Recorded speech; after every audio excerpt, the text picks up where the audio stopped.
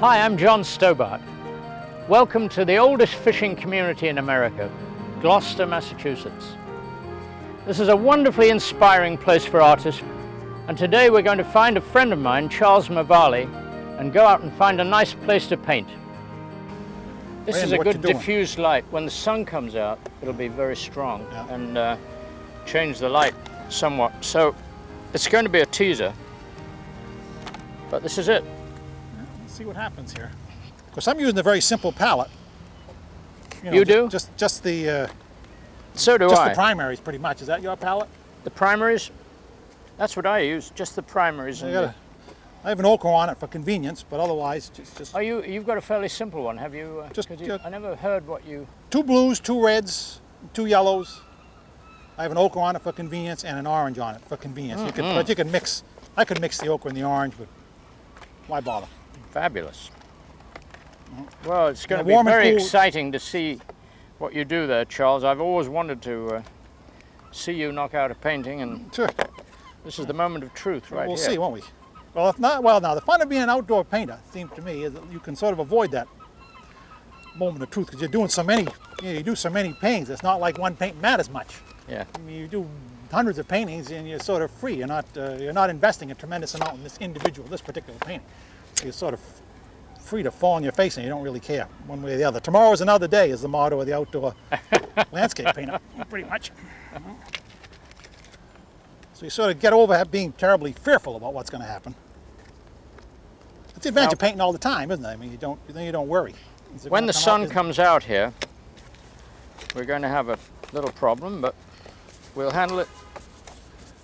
Now, so I should put. Maybe it's not going to come out, and we'll get another thunderstorm. Well, what's going to happen? Very dramatic. I should put out twice as much paint. I always put out too little paint. That's the frugal New Englander in me or something. That's exactly the same with me. Exactly the same. And then you have to stop halfway through and put out some more. So I never learned that lesson. I just can't bring myself to lay it out. Groupie, the dean of the local painters, always said, put out twice as much paint as you think you're going to use and use it all. That's his motto. You know? But I'm always a little bit skimpy. I love it. Putting on the. Okay, here we go. This is it. Right. This is the big one. Just sort of get going here. Let's. Well, I'm going to lay the whole.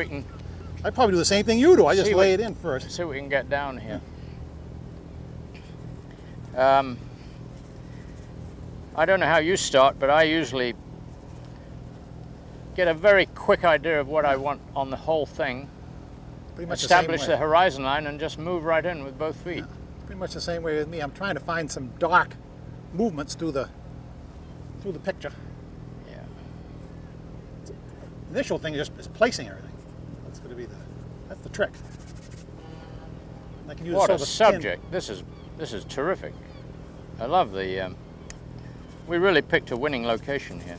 There's some nice angles out there. One thing going against a. I'm just a bit scared of that sun coming out and messing everything up that we have carefully put together here. That'll be the day. I think you're fairly safe.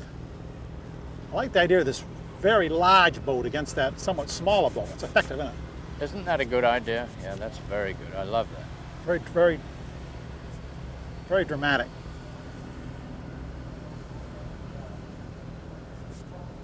As I say, these are really old timers.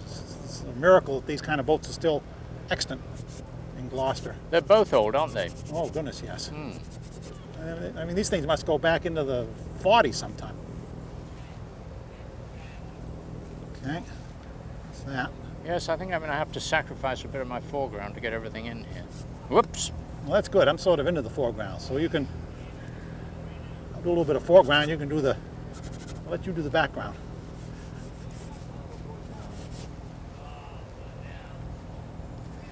Yep. If I can get this figured out, this part, I got the picture. Oh, Charles, I can see you took a lot of lessons from your friend Emil Groupie. This was his favorite subject, wasn't it? Oh, this is motif number 1 for him. Motif number 1. So they said that he had little holes made into the earth here from all the times he'd set his easel up. Really? Right in these spots. Well, I guess I can probably go into some. Oh, you're I'm going to doing go into well. color. I think. I'm just trying to head into some color. Those oranges are so nice, I can't bring myself to put them in. I'm going to save them for later. They're so pleasant. I think I'm going to work with greens or something to begin with. Maybe get some greens. You've painted this subject a few times before, haven't you, Charles? You know, years ago, I haven't painted it for a long time. Really? Because it sort of has Groupie's signature on it. Yeah. You know? Did he bring people here to...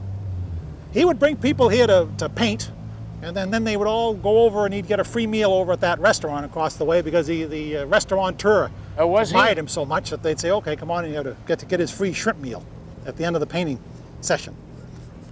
You know, he loved painting around here. Mm. They knew all the fishermen, too. Did he? He used to, yeah, sure, got in fights with all of them. I mean, everybody knew who Groupie was. Messiness in the water. Beautiful reflections, aren't they? Gee. Oh, boy. Terrific. The beautiful,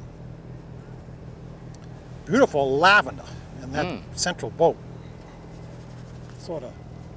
I like that, the texture of the main vessel there. See what? How it's all sort of scrunged up, isn't it? It's very, I love all that antique, all the scraping and everything. See, that's where you terrific texture. Well, you shine it, that's all. I like your blue. Isn't that a nice note of blue? Wonderful. That's a great note. That blue and then all that warmth on the boat. Makes the painting that. And the orange. That blue. Yeah, no, that's a great sort of scheme. That's the fun about painting outdoors. You'd see color schemes and maybe colors together you'd never even think about. And you inside. learn every second, don't you? Yeah. That's it. You see colors you never would dream. You can't dream it up. No. You couldn't dream all that.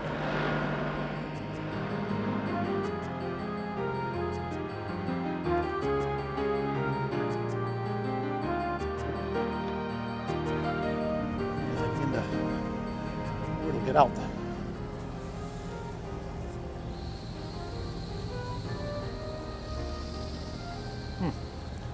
I think the trick is not to linger too long on any one spot, isn't it? You know, I think that's what happens. You can get bogged down in one little place, trying to get this little detail just right or something, and then you're really stuck. Before you know it, the whole day has gone by. This is quite down in tone, isn't it? I mean, there's the boat that's painted white. Look how dark it is, really. Very, very rich. Yeah. It's very rich. I'm gonna put a little definition on this boat. It really is a little early to do it, but for some reason I just feel like figuring out where in the world is I'm headed. Some of the things about a little lighter, some of that little lighter color. Nice thing is it doesn't have to be too. You know, as John was saying, there's no point in being too specific at this stage of the game. So we can always cut her back and adjust it, change it. Look how dark, look how nice, the nice relationship between the shadow. Now that's the kind of stuff, boy, the relationship between the white boat and its reflections. As John was saying, and compared to the sky, how sort of down it is, and what nice color the reflection is. I don't always get it just right, though. I can see these things, but getting them is the... You're getting on beautifully. Getting them is the problem. I'm basically playing around here to find out what I want. I don't know yet. I know the tide's coming in. This boat's going to be 2 feet higher in an hour. So I'm just down and making the boat go down. I'd love to get the top of the mast in it. I think I'll be able to do that. And that'll look terrific. So I'm mixing the brown there of the shed now, which is almost burnt sienna. Exactly, bringing a little green in it. This is not finished paint, this is just underpaint. It doesn't matter what it is, as long as I just get something down there to make it look as if I know what I'm doing. There we are. I think it's better if I bring that boat a little bit down. The thing is that you have to decide what your priorities are, and my priority was at first I liked this rock wall, but now if I put the whole rock wall in, and the ship as large as I had it, the mast would go off the top of the canvas here, and I don't think that'd look very good. We've had a sudden change. The sun came out and has altered pretty well everything in front of us. So we have to decide whether we're going to change everything. I think the sun's going to remain out. Looks So like it to me. I think that the only course is to change everything. And let's see how we can do this without too much trouble. I think I think it's better with the sun out. Although I think it was good with both, but I think it's going to be a brighter, more cheerful painting if with the sun out. Very cheerful. Although it was looking very good before. But it sets up light and shade, doesn't it? It does. It sets up the shape of the boat much better when the sun's on it. Yeah. Lost and found. Now that boat's gone out, the one that was behind here congesting everything, I see there's another one behind where that was, and that's also very congested in the distance. So I'm going to simplify it. I don't know about you, Luckily, it's not in mine, so I don't have Charles. to worry. It's not in yours, is it? You're too high there. Yeah. Too low, rather. Yeah. You've lost the top part of it. I haven't got much background. Put too much paint on the other side because now this changed. I have to scrape some off so I can I think we're get it looking. down. I think we're looking pretty good here, though. Don't you? Oh yeah. Well, you have to be ready to go with what happens outdoors. Unless you have a tremendous visual memory. I mean, I don't have that kind of memory. Look at the...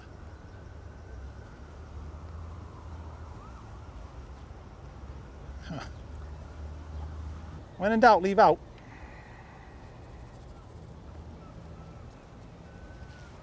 It's effective the way it is effective with the shadows now, isn't it? Very It good. makes a much more concentrated sort of picture. You know, right where you want to. It's clearer where you want the viewer to look. I love these slabs of rock in the foreground. They're wonderful. What is there about them that appeals to you? The color? What's that? Just the color of them, or the shape? Or? Yeah, just the big shape. Yeah. The big shapes, and you can put it in with a couple of brush strokes, and it looked terrific.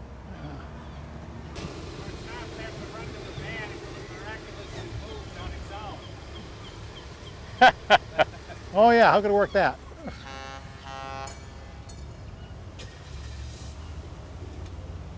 Yeah. Yeah. I like the that. reflections, but it takes forever to set them up. Just trying to get the... I was going to put a lot more of them in, but then I thought the masts of the boat will disappear off the top of the painting if I do that, so I decided to change it.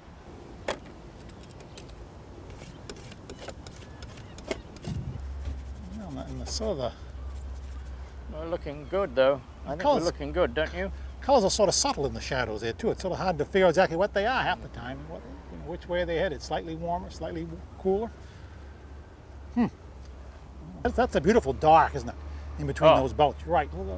Nice and a lot of warmth in it. And I think those darks make the painting. This shed opening, I don't know whether... Have you got the a shed little opening? bit of it. That's A wonderful. little bit of it right towards the top. Yeah. It's a beautiful sort of a brownish, greenish kind of color in the water. I don't know how you'd ever... Yeah, when the sun wasn't out, there was a little more, seemed to me there was a little more yellow in here, but now the sun is out, and this whole thing's been thrown into shadow and is even cooler. So I got to get rid of all this warm stuff and keep everything in the shadow sort of cool. You know, the light of that is the coolness of the sky is getting into all the shadows in here and all these reflections. And the warms are all in, right, dancing through here and down in here. So I've got to try to keep the warms up in that part of the picture. Some of the water I'll just paint up and down, of course, because that's the way water goes, and I can always put a few horizontals across it to suggest the surface, the water. Here you see in the actual scene, this boat intersects this, which probably wouldn't be bad, but I thought I'd show off the bow a little bit more, so I'm going to keep that off. Yeah, see, he's playing up the bow of his too. I can get a nice dark. See, these darks are pretty close, aren't they? I can get a nice dark right back in there to pop out my side of my boat. That's the theory. That's the theory. It's all trial and error, isn't it? Yeah. Group used to say, boy, if that guy could paint as well as he could talk, he'd be another Rembrandt. It's sort of easy to talk a painting, isn't it? Yeah. We all know people who can talk paintings. Trying to lay these darks in. And if I don't fill in all the canvas, I don't really care too much, because my whole approach is sufficiently sketchy that doesn't make a lot of difference. You know? Sometimes it's nice to have a little canvas showing through anyway. Yeah. Go in the museum, you look at some of those Monets, there's a lot of canvas showing through. I like the big piling. See the big piling sticking up there? Those are nice. They give you a nice vertical scheme. Lovely. See, now in this picture, of course, I wasn't interested in the background at all. But then, so I just left the whole thing out. It's too much for me. I didn't really feel like putting it all in. So I thought I'd zero. Oops, a little too light. I wanted to zero in a little bit more, trying to make these things a little bit different too. Come down all the way. The trick is not making this stuff all the same. Isn't it? Trouble with the habit of the hand, you know, you do this, and the tendency is to want to do the same thing over there. Because you've done it once, do it a second time. Okay, now I'm putting in the water here behind the little pier. I'm not putting the white boat in because I think that will complicate the composition, and I love those little pilings there and the little pier there. That does a lot for me. So I'm going to leave the little white boat out, and let's see if we can make that little pier work. Now that pier is coming in this level of the boat there. Just basic, simple shapes. Basic, simple shapes, and I'm going to bring it out a little further than that. To there. And then the pilings under it. It's just a dark area. I can change that later if I need to. I'm just placing it in position to add up to the composition. When these masts go in, it'll be lovely. But basically there's some little pilings here. There's a big piling right there, which is just where I want it. And a reflection into the water. And a lot of little pilings right here. See, it's beginning to look pretty good now, and but there's quite an area of grass behind these rocks, which I'll just put in very sketchily here. They're fairly a bit darker than it is, but just want to get some paint all over the canvas at this point. Nice bit of red right here. Nice red rock there. Well, the sun has gone in, and it's gone in, and it came out, and now it's gone in again, and who knows what's going to happen next. But by this time, I think we have enough basic notes down, so that we can stick with it even if it were to turn much grayer. You're right. We've got the basic lights and darks. At least I have, anyway. And I'm not doing as much as John's doing, of course. But I can remember what big shapes I have are pretty much established now, so I don't have to worry too much. I can see you've got the sky established. You've got the basic water notes down there. I've got everything. The distance. Pretty well going. You've sort of got everything all, at least a note, haven't you? So you know where you're headed. Yeah. You know, anyway, in other words, you got the limits of the problem pretty well settled. Right. Well, we're both doing two sort of interesting pictures here, because my picture is, as you could tell from the way I started, very flat. It's close up and almost devoid of atmospheric perspectives, and so I'm only going in about 50 or 60 feet into the picture. But now in your case, you have a lot of atmospheric perspective to I do, worry because about. I'm right into the distance and I've got the sky. Yeah. But I like the way you've, I love the way you've done a close-up of these two boats. This is great. Every artist does a different thing, and right. I like your distant whites. As the atmosphere thickens towards the horizon, it makes everything go down to a grey finally. If you could see 10 miles now, the thing 10 miles away would be grey. The same grey would be the dark, and the same grey would be the light. And as we come out of that towards us, each of the colours gets to have more hue and more tonal value, and a stronger tonal value. In other words, the tonal values and the hues start to separate out of the grey and get stronger and stronger and stronger until they're at your feet. And if you understand that, then you're going to get good quick.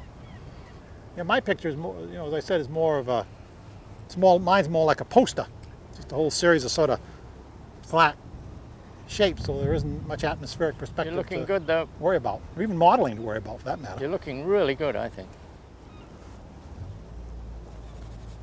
Yeah. Now, John's picture, you know, is very atmospheric. Mine has been much flatter, and it's more like a, of course, you know, more like a poster or a Japanese print. So that's where this whole negative space business comes in. I must admit, the people I work with never talked about negative space. It's sort of a modern, more recent idea. And all negative space is just thinking to yourself not only about the shapes of this, but the shapes of that, and make all of the shapes, all these individual shapes interesting. Not just the primary shapes or the positive shapes, as they say, but these negative shapes in here. Yeah. So everything is interesting. Makes a nice design. So that keeps you from getting bogged down and just trying to do that boat and not worrying about all the shapes around it. Or you can, because John's, in your painting, you can see all kinds of interesting shapes around your nice shape made by the boats and the distant buildings and make handsome shapes.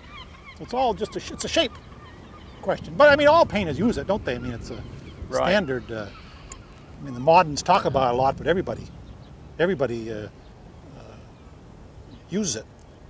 I think negative space is also, you can say that it's painting instead of the object that you're looking at, painting the thing, the space around it. In other words, if you paint the space around it, the object will suddenly appear, won't it?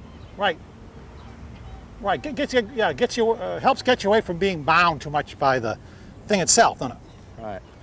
Or stops you from seeing in terms of individual things. This is a boat, and that's a building, and this is the side of the building, and that's the front of the building, so forth and so on. So you tend to see the whole scheme. What is happening here is that we're forced into a rapid job because the thunderstorm is approaching rapidly, and we know that we're going to have to move any second.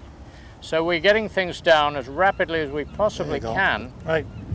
And therefore we're being ultra spontaneous at the moment and being very quick to see if we can really make this look good before the deluge that might come, that probably will come, hits us. Yeah. Spontaneity has to be controlled. I've been looking forward to doing that orange part of this picture for the whole works. Now I'm glad I did. I can hardly wait to get that in. Boy, that's good. You did a good job on it? Well, it's not. It's just that it's interesting. It sort of sets off all the cool color in the painting. It sets all that blue and lavender off. That little bit of bit of orange. I think it's a great note. That's wonderful. It's this color up here. I'm not saying I did a great job, but it's a great note. Right. You know, in the actual scene. Well, this has been quite an exercise. Your warm underpainting works well in this picture. I like the way it I think peeks so. through. Yeah. It ties it in together, doesn't it? Yeah, it's very nice. But the atmospheric, the color changes because of the clouds. The sun going in was pretty devastating. Yeah. I mean, this has been we would normally have given up and come back the following day, right? Yeah. Not quite as I'd wanted. You sort of keyed the whole painting to that little white note on your on the cabin. Here, you mean? The side of the boat, yeah, in the cabin. I've got all the big shapes down, which is what I was after. A few lines. I'm not interested in the texture of the thing much. All I need, since I have the basic big shapes working together, all I need now is I'm going to put a couple little dots and dabs on the water, because it wouldn't be Gloucester if there wasn't some junk floating around on top of things. Don't overdo it though. See, put 4 in, 3 would have been plenty. Just a couple little, a note maybe to break the whole thing up. One a little different color. I think that's about it for me. There's a lot of canvas showing through, but I don't mind that. I mean, after all, it is a painting, so if the canvas shows through, it just emphasizes that quality. And as I say, I was after these big shapes, with this being the dominant, this whole idea of it being sort of a very flat, shallow kind of picture, you know, very shallow. So my picture goes in 20 feet, and your picture goes in hundreds of feet. know, it makes sort of an interesting contrast. Yeah, very striking. Very striking. But the same thing's working in both, isn't it? As far as you said, those negative shapes we were talking about. Yep, you're right. The big design of it. One color playing off against another. Mm-hmm. Well, I think we are in trouble here. The rain has started, but look, we worked very hard, and look, we've got something. And that's what you have to do. When you know that the bad weather's arriving, you've got to work like a slave to get everything down. And I'm fairly happy with this. I'd like to have had lovely weather, but the skies are about to open up on us again. And this is Gloucester, and it's got a tremendous amount of character, and we've had quite a bit of fun.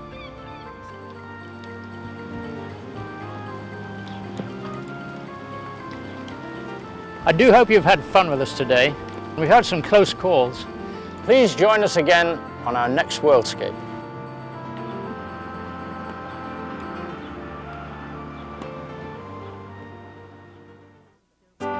Let John Stobart show you the basics of painting in simplifying outdoor painting. This instructional video, never before seen on television, is available for $29.45, including shipping and handling. To order with a credit card, call 1-800-839-1991 or send your check to CPTV Stobart, P.O. Box 82, Hopkinton, Massachusetts, 01748.